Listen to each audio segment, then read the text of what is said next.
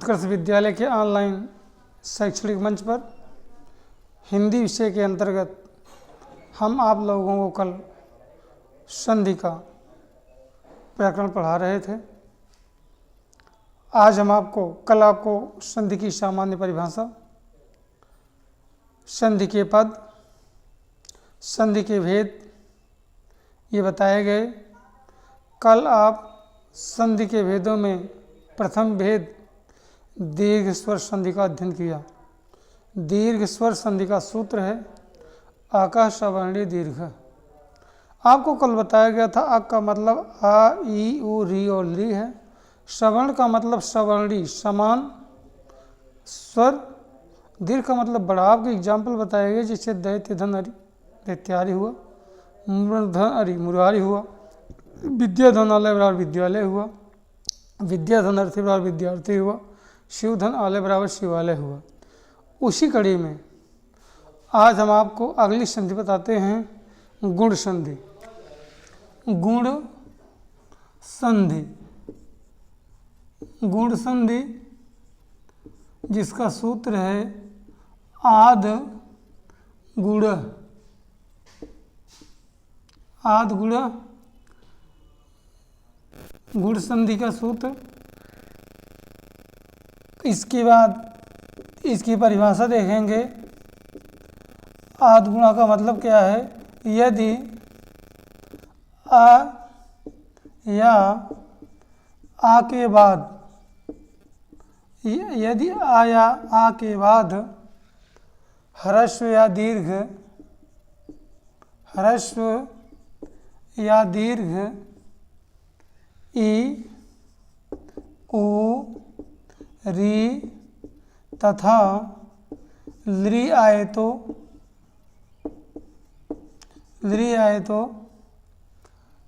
आ plus ई बराबर ए, आ plus उ बराबर ओ, आ प्लस री बराबर अर तथा आ प्लस लृ बराबर अल हो जाता है, अल हो जाता है। गुण संधि सूत्र है आद गुण। परिभाषा यदि ह्रस्व या यदि आ या आ के बाद, आप जानते हैं कि इसको ह्रस्व बोलते हैं, इसको दीर्घ या गुरु आ बोलते हैं। यदि आ या आ के बाद ह्रस्व या दीर्घ ई, उ, री तथा लृ आए तो आ प्लस ई बराबर ए, आ प्लस उ बराबर ओ, आ प्लस री बराबर अर तथा आ प्लस लृ बराबर अल हो जाता है।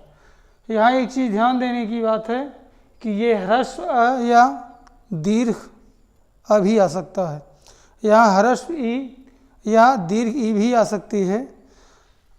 कहने का तात्पर्य है चाहे ह्रस्व आए चाहे दीर्घ है तो आ और ई मिलकर के ए होंगे। उदाहरण देखते हैं। जैसे कहते हैं नर धन ईस। आप रखेंगे न, आपने रखा र, यहाँ आ होना चाहिए था, अ नहीं मिला तो यहाँ आप र में हलंत लगाएंगे तो आ बाहर हो जाएगा, धन ईस। अब आप कर दें न, आपने रखा र, आ धन ई बराबर हो गया ए, आप रा पर ए की मात्रा लगा देंगे, स हो गया नरेश। तो यहाँ आप जान लें अ प्लस ई बराबर ए हुआ है। इसी तरह से अगला उदाहरण ये देखेंगे, जो जैसे देखें आप उप धन इंद्र। उ रखेंगे, पा लिखेंगे, पा में हलंत लगाएंगे तो आ बाहर आएगा, धन इंद्र बराबर उ, पा रखेंगे, आ धन ई, आ धन ई बराबर हो गया ए, आप ए की मात्रा लगाएंगे, न अवधरा को उतारेंगे, हो गया उपेंद्र। अब आप देख लें यहाँ क्या क्या जुड़ा है, आ प्लस ई बराबर ए। और उदाहरण देखेंगे आप, जैसे आप देखेंगे तथा धन इति, तथा धन इति, ता रखेंगे, था रखेंगे, यहाँ बड़ा आपको मिल ही रहा है, प्लस इति जोड़ देंगे, ता आपने रखा था आ धन ई बराबर हो गया ए, तो आप ए की मात्रा लगा देंगे, ती हो गया तथेति। अब आप देख लें यहाँ आ प्लस ई बराबर ए हुआ है। तो पहली चीज़ आप जान गए कि आ चाहे ह्रस्व हो चाहे दीर्घ हो, और चाहे ह्रस्व आ ई हो चाहे दीर्घ ई हो, दोनों मिलाकर के ए हुआ। तो इस तरह से आपने नरेश देखा, उपेंद्र देखा, तथेति आपने देखा। अब देखते हैं आ धन उ बराबर ओ कैसे होता है। जैसे रखेंगे पर धन उपकार, तो आप रखेंगे प, आपने रखा र, तो यहाँ र में जब हलत लगाएंगे तो इसका आ बाहर हो जाएगा, धन उपकार। अब आप इसको जोड़ेंगे तो प, फिर र, आ धन उ बराबर होता है ओ, तो आप र पर उप की मात्रा लगा देंगे, पकार बचा इसको उतार देंगे, पर धन उपकार बराबर परोपकार। अब आप देख लें क्या से क्या जुड़ा है, आ है और पर का आ है, उपकार का उ है, आ धन उ बराबर ओ हुआ है। इसी तरह से सूर्य धन उदय, आप देखेंगे सूर्य, यहाँ से हलंत लगाकर आ को बाहर लाएंगे, इधर है उदय। अब आप जोड़ें सूर्य, आ धन उ बराबर आपका हो गया ओ, आप या पे वो की मात्रा लगा देंगे, रा को ऊपर लिख देंगे, हो गया दय, सूर्य धन उदय बराबर सूर्योदय। तो आप देखें आ धन उ बराबर ओ हुआ है। कैसे हुआ है, आप सूर्य का आ लिए हैं, उदय का उ लिख के आ धन उ बराबर उ किए हैं, या आगे आपका है महाधन उत्सव, महाधन उत्सव, आप रखेंगे माँ, आप रखेंगे हा पर आ की मात्रा है, धन उत्सव। उसके बाद आप जोड़ेंगे, आप रखेंगे माँ, आप रखेंगे हा, आ धन उ बराबर होता है ओ, तो आप ओ की मात्रा लगा देंगे, आधा था और सा बचा है, हो गया महोत्सव। तो अभी आप देखें कि आप आ से ई जोड़े तो ए हुआ है, आ से उ जोड़े हैं तो ओ हुआ है। अगला आपका क्या होना है, और यहाँ आ और री जोड़ेंगे तो अर होगा। तो अर का भी उदाहरण आप देखेंगे, जैसे आप देखेंगे महाधन ऋषि, महाधन ऋषि, महाधन ऋषि, तो आप रखेंगे माँ, आपने रखा है, हा पे आ की मात्रा है और इधर है ऋषि, आप रखेंगे माँ, आप रखेंगे हा, आ धन री बराबर होता है अर, तो आप माँ रखें हा रखें, आप पहले सी को अब उतार देंगे, महा से हो गया, छोटा आ की कोई मात्रा होती नहीं, और र है तो र को ऊपर लगा दिया, हो गया महर से। तो यहाँ आप देखें क्या क्या जुड़ा है, आ धन री बराबर अर हुआ है। और एक उदाहरण देखें, जैसे बसंत धन ऋतु, वसंत धन ऋतु, इस उदाहरण को जरूर ध्यान देंगे, बहुत महत्वपूर्ण है कंपटीशन के लिए। तो आप रखेंगे वाह, आपने रखा सा, आपने रखा था, तो यहाँ आ नहीं था, ता में आ हलन लगाया तो आ बाहर किया, धन ऋतु, ऋतु। अब आप जोड़ दें, आपने रखा वाह, आपने रखा सा, आपने रखा था, आ धन री बराबर होता है आर, तो छोटा आ की कोई मात्रा हुई नहीं, तो को यहाँ उतारा, विसर्ग लगाया, और इस रा को यहाँ ऊपर एडजस्ट किया, तो हो गया बसंत ऋतु। तो इस तरह से गुण संधि में पहले पद के अंत में यदि चाहे ह्रस्व हो चाहे दीर्घ हो, और दूसरे पद के प्रारंभ में ह्रस्व या दीर्घ ई उ री में से कोई हो तो आ और ई मिलकर के ए, आ और उ मिलकर के ओ, आ और री मिलकर अर तथा आ और ली मिलकर के अल होता है। तो आ और ई का उदाहरण आपने नरेश देखा, उपेंद्र देखे, तथेति देखे, आ उ का परोपकार देखे, सूर्योदय आपने देखा, धनुदय महोत्सव या महोदय देखा, महाधन ऋषि में आपने महर्षि देखा और बसंत धन ऋतु बसंत ऋतु देखे। एक और बच्चा है लृ का अल होता है, लृ का अल होता है, तो इसको आप देख सकते हैं, यहाँ देख लें, जैसे कहते हैं, एक मिनट मिटाना पड़ेगा,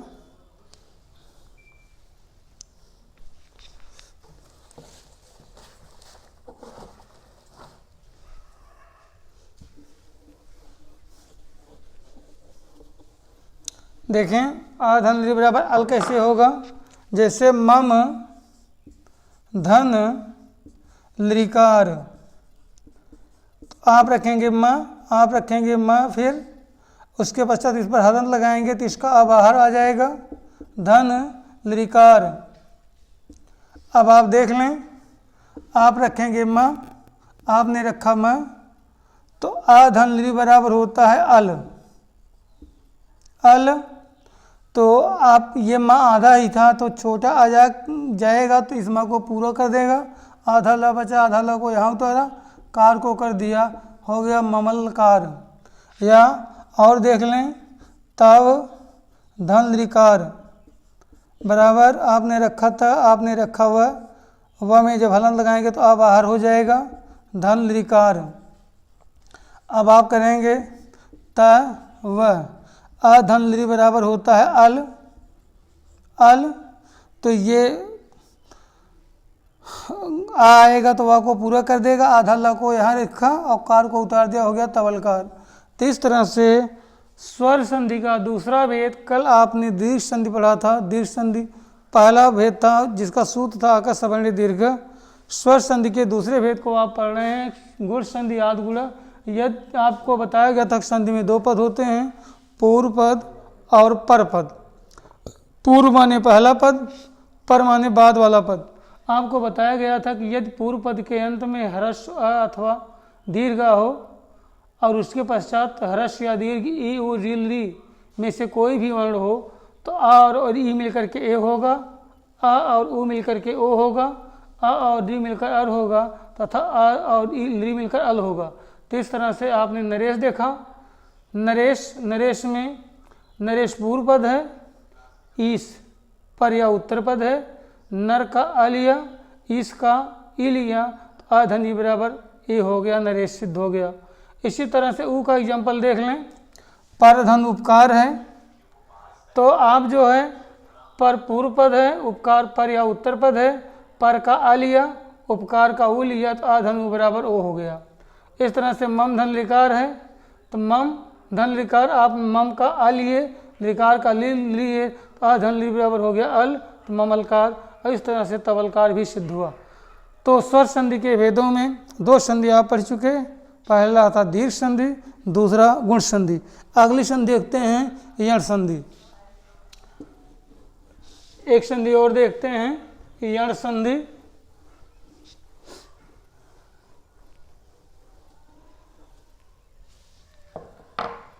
यण संधि देखें, तीसरी संधि है यण संधि, जिसका सूत्र है इको यणचि, इको यणचि। इसको आप देखें, पहले समझ लें इक क्या है। अगर आप माहेश्वर सूत्र पढ़े हैं तो इक का मतलब ई उ री और लृ है। ये ध्यान रखें, ये ह्रस्व भी आ सकता है और दीर्घ भी आ सकता है। दूसरा है यण, यण का मतलब य व र और ल है। एक शब्द और है आची, आची। अच का मतलब असमान स्वर, अच का मतलब है असमान स्वर। तो आपको यण संधि का सूत्र लिखा गया इको यणचि। इक का मतलब ई उ री और ली है, यण का मतलब य व रला है, अच का मतलब असमान स्वर है। तो कहने का तात्पर्य है यदि आपको बताया गया था कि ह्रस्व संधि है और स्वर संधि में स्वर से स्वर का मेल होता है। यदि ई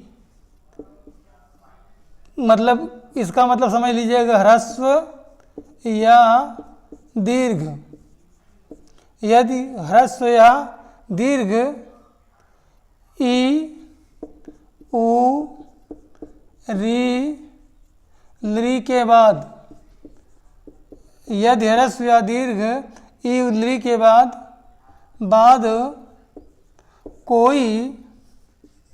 कोई असमान स्वर आए, असमान स्वर आए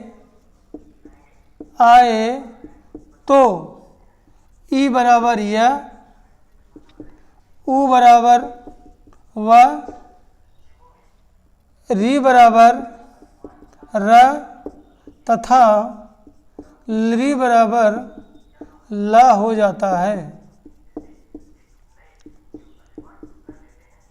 कहने का मतलब यदि पहले पद के अंत में ह्रस्व या दीर्घ ई उ री में से कोई भी वर्ण हो और उसके बाद कोई असमान स्वर हो, यानी ई के बाद ई ना हो, ई के बाद ई ना हो, ऊ के बाद ऊ ना हो, तो कह रहे हैं कि ई का या हो जाएगा, ऊ का व, री का र और ली का ला हो जाएगा। उदाहरण देख लेते हैं। उदाहरण जैसे प्रति धन एक, आप रखेंगे प्र, आप रखेंगे त पे किसकी मात्रा है, छोटी ई की, छोटी यहाँ कर दिया। तो जब व्यंजन से स्वर जाएगा तो व्यंजन हो गया आधा, तो ता पर लगा देंगे हलंत। अब इधर क्या है एक। अब आप देख लें प्र, ता आधा है, ई के बाद यही है कि पूर्व पद के अंत में ई है और इधर कोई असमान स्वर है, ई के बाद ई ना हो, अगर ई के बाद ई रहेगा तब तो दीर्घ संधि हो जाएगा। तो ई के बाद यहाँ कोई असमान स्वर हो तो ई बराबर या होना है। ई का आपने क्या बना दिया, ये हो गया प्रत्यय, ए बच्चा है, एक ही मात्रा यहाँ कर दिया, का को लिख दिया, हो गया प्रत्येक। प्रतिधन एक बराबर प्रत्येक। और देखें इस तरह से, आप जैसे देखें आपका अति धन अधिकम,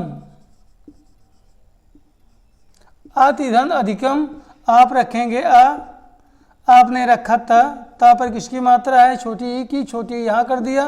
तो जब व्यंजन से स्वर गया तो व्यंजन हो गया आधा, धन अधिकम, अधिकम।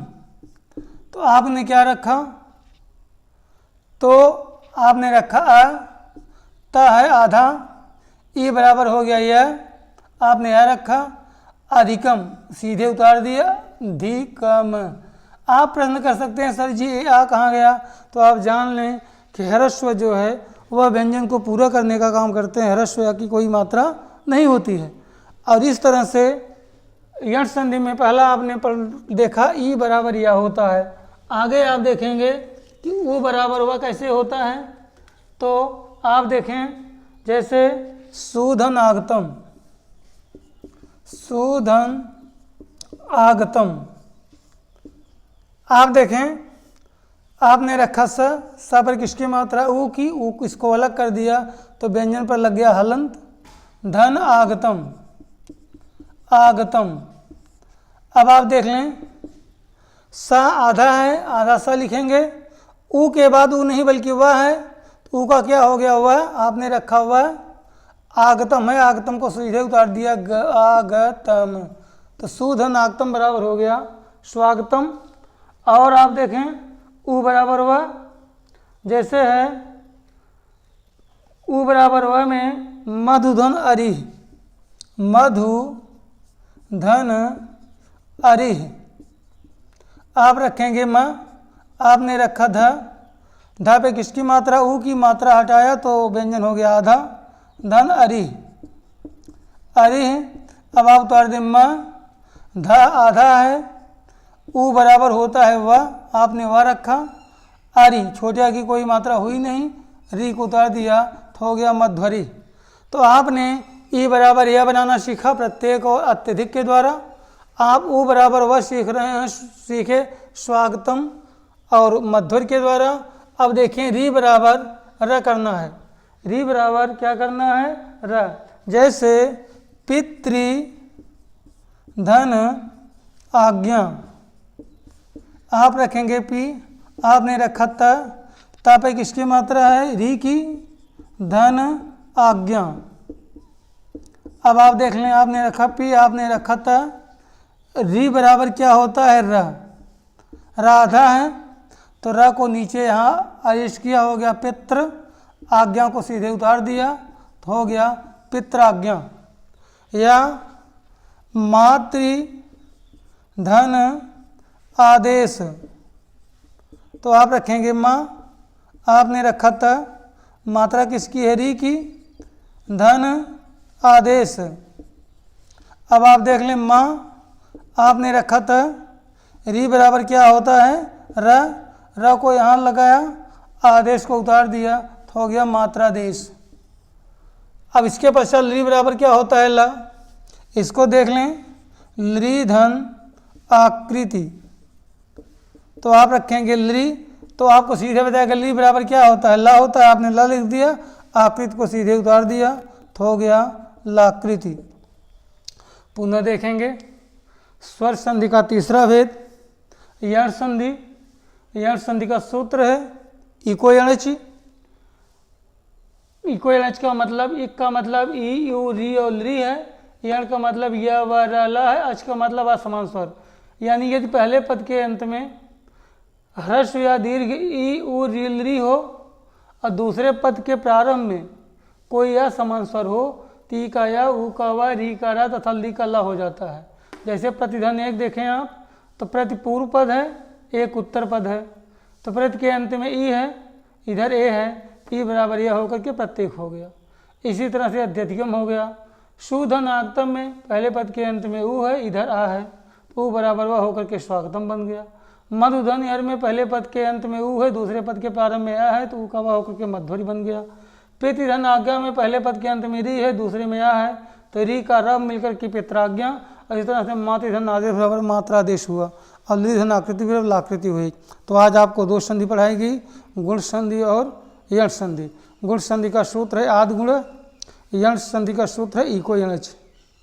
तो इस तरह से दोनों संधियों को आपने पढ़ा और आप, हमें उम्मीद है कि आप दीर्घ संधि, गुण संधि और यण संधि का अभ्यास करेंगे।